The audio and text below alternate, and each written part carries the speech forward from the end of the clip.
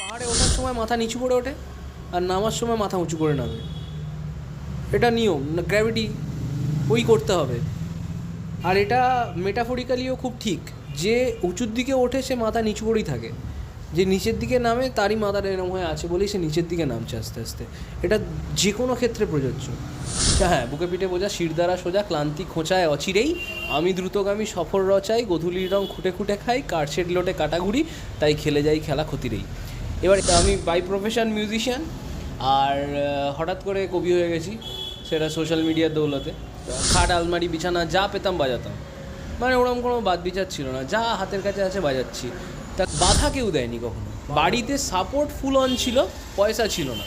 Drums দিয়ে শুরু করেছি, তো ড্রামসের একটা বড় সমস্যা হচ্ছে ড্রামস বাজাতে গেলে আশপাশের পাড়া প্রতিবেশী তাড়িয়ে দেবে বাড়ি থেকে। এটা যে কোনো ড্রামারের চিরকালীন সমস্যা।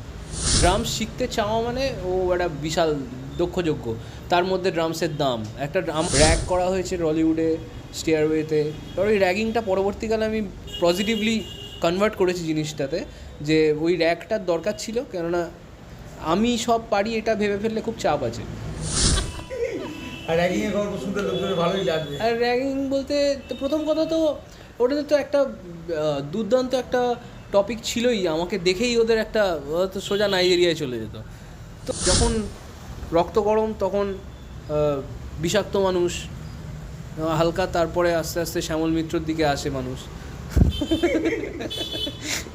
দুটো জিনিস হারিয়েছে, এক নম্বর একটা সৎ বিজনেস পার্টনার, আর দু নম্বর হচ্ছে একটা ভালো বন্ধু।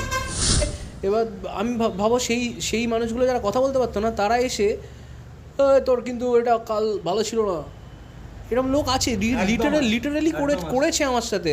আর যেদিন করেছে আমার মনে হচ্ছে আমি মানে মুখে ছুঁড়ে মারি ওইটা। বাবা মারা গেছিলো, সিওপিডি ছিল বাবার।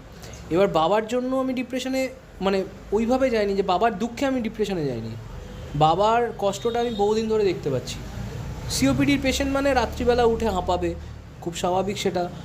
দম নিতে কষ্ট হবে, প্রচণ্ড কষ্ট হবে, দেখে মনে হবে নিজেরই দম আটকে যাচ্ছে, এরকম একটা ফিলিং হবে। তো ওইটা আমি বহুদিন ধরে দেখেছি। ওই কার্ডটা কাজ করাতে গেলে তোমাকে একটু তেল ক্যারি করতে হবে, ঠিক আছে? ওই তেলগুলো এপার সেপার একটু মারতে হবে, আর সেটা প্রচুর, মানে কিলো কিলো লিটার লিটার তেল ক্যারি করতে হবে রোজ। মানে আমরা জনগণরা যাদের কাছে পয়সা নেই, সরকারি হাসপাতালের কাছে আমরা সাবজেক্ট। তখন আমার শিলাজিৎদা ম্যাসিভ ধার দেয়।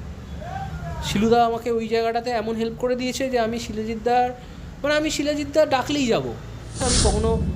আর জেঠিমা আমার সাপোর্ট সিস্টেম বেসিক্যালি। জেঠিমাই তো বাঁচিয়ে রেখেছে আমাকে। আমার ওই সময় অপারেশন বাবা মা কিছু করতে পারতো না, সিম্পলি মরে যেতাম। স্কুলের টিচার্স ডে আসার আগে অবধি টিচার্স ডে রিহার্সাল হতো, টিচার্স ডে চলে গেলে সরস্বতী পুজো রিহার্সাল হতো। আমরা রিহার্সাল করতাম, ওটা আমাদের একটা মজার জিনিস ছিল যে আমরা ক্লাস করতে হচ্ছে না রিহার্সাল করছি। তো আমি বুঝলাম যে আমার যা ফিচার্স তাতে আমাকে গুন্ডাই দেবে ভবিষ্যতে, মোটামুটি গুন্ডা দিয়ে শুরু করবে, তারপর কি করবে জানি না, কিন্তু গুন্ডা আমার হতেই হবে। অদ্ভুতভাবে পলিটিক্সটা এমনই করেছিল যে সরকার বিরোধী ফিল্ম করার জন্য ফান্ড করেছে। এটা বিশাল ক্যালি একটা লোকের, এটা করতে পারা বা এটা করাতে পারা। যদিও মানে আমি অডিয়েন্সের পছন্দ মতো জিনিস করবো না, আমি যেটা দেখাতে চাইছি সেটা দেখাবো। অডিয়েন্স যদি দেখবে, যদি না দেখবে না। যারা দেখবে তারাই আমার অডিয়েন্স। যারা বুঝেছে যে আমার দ্বারা অ্যাক্টিং হবে না, তারা পলিটিক্সে চলে গেছে। আর কিছু মানুষ যাদেরকে পলিটিশিয়ানদের মনে হয়েছে একে আমার হেভি লাগবে, তাদেরকে আঁকড়ে ধরে রেখে দিয়েছে। নাম নিচ্ছি না, সবাই বুঝে যাচ্ছে, ঢুকিয়ে দেওয়া হয়েছে। আর এগুলো এমনই একটা কনস্পিরেসি, গ্লোবাল কনস্পিরেসি, যেগুলো নিয়ে বেশি কথাবার্তা বললে গায়েব হয়ে যেতে পারি কদিন বাদে। আমাদের ভন্ডুল তো একটু কারেকশান, সেটা হচ্ছে এটা ভুন্ডুল।